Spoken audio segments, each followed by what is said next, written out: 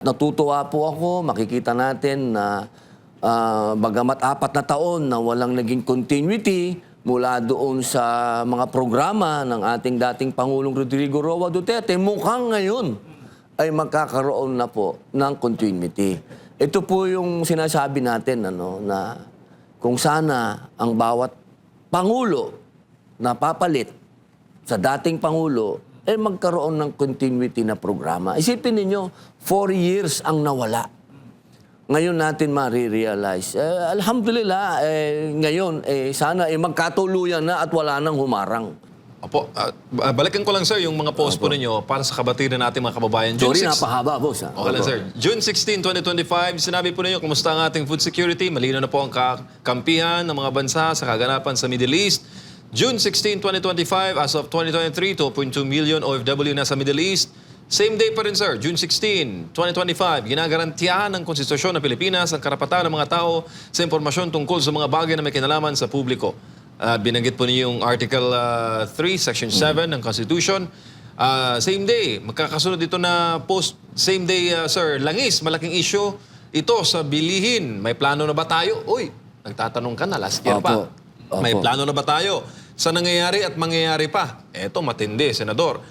Evacuation plan para sa mga Pinoy sa Middle East, oras na para pag-usapan. At itong pinakatumbok, another post on June 26, 10 days after, ang krisis sa langis sa pamamagitan ng biglaan na pagtaas sa presyo o pagbaba ng supply ay maaaring malubhang makaapekto sa ating ekonomiya na posibleng humantong sa recession, inflation, at kawalang tatag. Ngayong araw na ito ay na-announce po ng Pangulo ang pag-ugnay ng Pilipinas sa bansang China, kaugnay po sa usapin ng enerhiya. Sir, ano po ang masasabi ninyo na for the past years ay kalaban ang turing sa China? Alam niyo po, ito po yung pinaka-awakening nating mga Pilipino. Dito po ngayon lalabas na yung old belief natin na pagkalaban ng Amerikano ay kalaban natin, dito na po ngayon yan matatapos. Sapagkat makikita po natin dito na dapat tayo mga Pilipino, uulitin ko po, ang iniisip natin ay yung sarili natin. At natutuwa po ako, makikita natin na bagamat 4 na taon na walang naging continuity mula doon sa mga programa ng ating dating Pangulong Rodrigo Roa Duterte, mukhang ngayon ay magkakaroon na po ng continuity.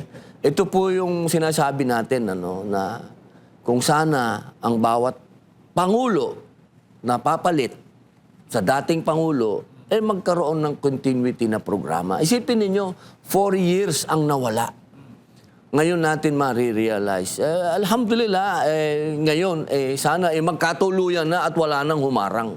At hindi ko naman po sinasabi na maging anti-American tayo. Never. Ako po, kahit ako ay tinitingnan yung ganito, I love liberty, I love freedom, I love America. Pero, of course, laging nasa puso natin ang unahin ng Pilipinas. Pro-Philippines, sir. Dapat lagi tayong taong bayan natin ang uunahin natin. Interest natin ang uunahin natin. Dahil nandito tayo sa Pilipinas.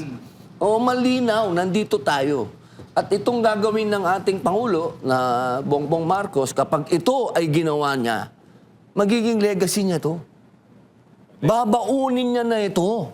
Kasi ibig sabihin, magkakaroon na tayo ng sarili nating langis, mga mahal kong kababayan, kapag yan nagkaroon po tayo. At sinundan niya pa ng pakikipag-usap sa Sabah. Naku po, magiging maayos na po tayo in a way na hindi na tayo maapektuhan ng mga ganitong, alam nyo kasi, tayo po ay biktima ng batas Itong nangyayari po sa atin, ito kasi yung deregulation, ng oil deregulation noong 1998. Ito po yung batas na ito na yung mga oligarko ng langis, sila na po ang nagdi-dictate ng presyo ng langis. Isipin ninyo, tumaas ang langis ng ganyang kataas na 100% na yata, from 50 to 110, parang ganyan na yata, 112. Masasyak ka talaga anong nangyari, parang asan ang gobyerno? Wala po tayong magagawa dahil yan ang batas. Kaya ngayon po, meron po tayong mga hakbang dyan sa Senado na yung batas po na yan, kung hindi ma-emendahan, ay ma-repeal yan. Hindi po tayo papayag na ganito ang gagawin sa atin para tayo mga alipin nitong mga oligarko ng langis.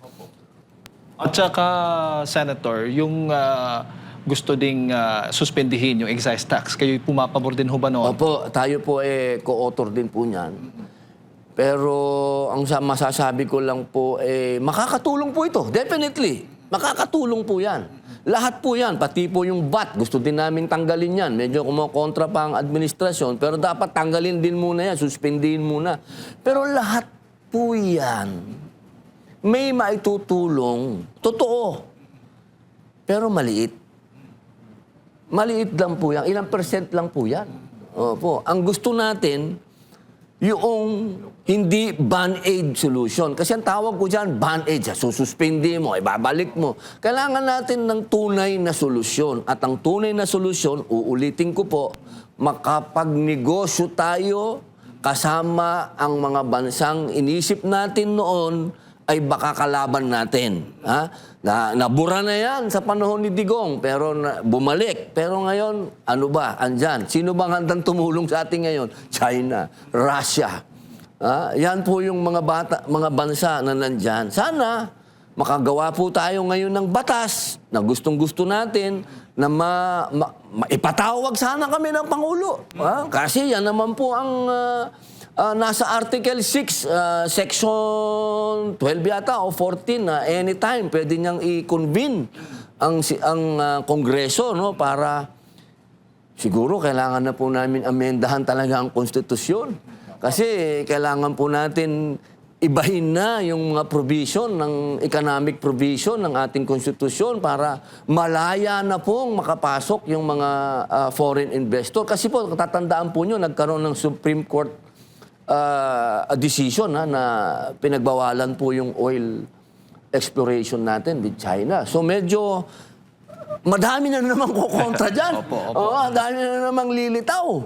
Kaya sana po, tunay na to. Ako number one ako na humihiling sa taong bayan na nasa inyong mga kamay na po ito.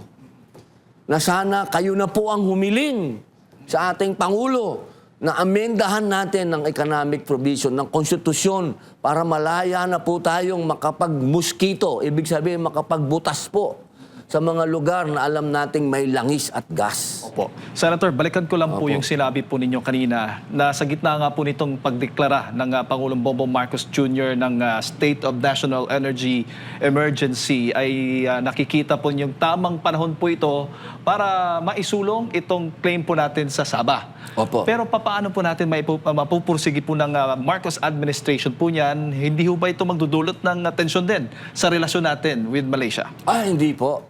Hindi po ako naniniwala na magkakaroon ng tension po ito. Mas matensyon po yung ginagawa nila sa West Philippine Sea.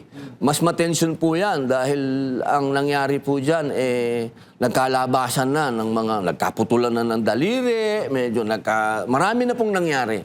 Ang Malaysia po ay maituturing natin na kamag-anak natin yan. Malay race din po tayo kung matatandaan po ninyo. At aminado din naman po ang Malaysia magmula pa noon na sa Marcos Sr., kung natatandaan niyo po, ilang beses po yan na nakipag-usap dyan sa Malaysia patungkol po dyan sa Sabah. Tsaka hindi na po uso ngayon yung nakikipaggera. Hindi na po uso yan. Magkakasama tayo sa ASEAN. Pwede pong mamagitan ang ASEAN dyan patungkol dyan atin sa dormant claim. Ibig sabihin, matagal na po yan na nasa United Nations, matagal na po yan na pinag-uusapan, hindi po yan bagong desisyon. Yan po ay matagal na. Bubuhayin lang natin ang pakikipag-usap at hindi po ibig sabihin, ako po kung halimbawa, kung ako'y gagawing miyembro dyan ng ating Pangulo, na hindi, sumama ka dyan sa negosasyon dyan, hindi ko sasabihin, kunin natin ang Sabah dahil imposible namin. Hindi na po mangyayari yan. Hindi na rin po papayag yung mga taong nakatira doon. Ang ibig ko lang pong sabihin, ang nais ko lang, magkaroon naman tayo ng parte dyan. Kung ano man yung langis na nakukuha dyan, anggihan naman tayo. Oo, hindi naman ibig sabihin na lulusubin natin, amin na yan. Hindi na po mangyayari yan sa makatotohanan ng pag-uusap. Oo, kasi yun din sanang sunod kong tanong sa inyo, Senator. Kasi papayag ba yung Malaysia na kunin ng Pilipinas ito sa matagal na panahon? Yan talaga'y pinagtatalunan na. Pero ang nakikita po ninyo, sa pamamagitan ng pag-uusap pa rin, dialogo pa rin with Malaysia, ay makiklaim natin itong Sabah. Opo, alam niyo po, ako po'y alam naman po ng lahat na ako po'y Muslim. Ang mga kapatid po natin sa Malaysia, Muslim din. At alam din naman po natin na ang magkakamag-anak, ang mga nasa Sabah at ang mga nasa Sulu. Oo, ano po yan eh? Relatives. Opo. At hanggang sa mga panahon nito ay may trade po dyan na nangyayari. Yan po tunay na nagaganap. So wala pong away dyan. Ang kailangan lang natin ay pag-uusap. Buksan ang dormant claim. Ibig sabihin po ng dormant, hindi natin kasi hinayaan nating matulog eh. Bubuksan lang po natin. At Bubuksan. saka willing din ho kayo, bukas kayo na po pwedeng kayo mismo manguna. Oo po. Dapat akong kasama dyan. Kasi kaibigan ko yung mga Malaysian. Ang Malaysian ambassador ay best friend ko. Opo. Kasi hindi po away ang gusto natin eh. Ang gusto natin kumbaga, Britain tayo eh. Tayo yung magkakamag-anak eh. Buhayin natin yun. At alam ko hindi madamot ng Malaysia. Hindi po madamot na bansa yan. Hindi po tayo mahihirapang makipag-usap.